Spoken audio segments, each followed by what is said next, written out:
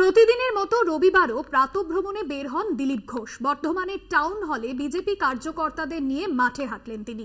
পরে একটি চায়ের দোকানে বসে চা পে চর্চায় মেতে ওঠেন। বিজেপির পদ্ম ফুলের হাওয়া মিষ্টি, তৃণমূলের হাওয়া গরম। চা চক্রে আড্ডার সময় এমনটাই বললেন বিজেপি প্রার্থী দিলীপ ঘোষ। দিলীপ ঘোষ আছেন দিলীপ ঘোষেই নির্বাচনী প্রচারে বেরিয়ে বা কখনো চা চক্রে একাধিক মন্তব্য তিনি করেছেন। এবার চায়ের দোকানে বসে চায়ে পে চর্চায় সাধারণ মানুষের সঙ্গে কথা বলেন, জনসংযোগ সারেন। বিজেপির পদ্ম ফুলের হাওয়া মিষ্টি, তৃণমূলের হাওয়া গরম।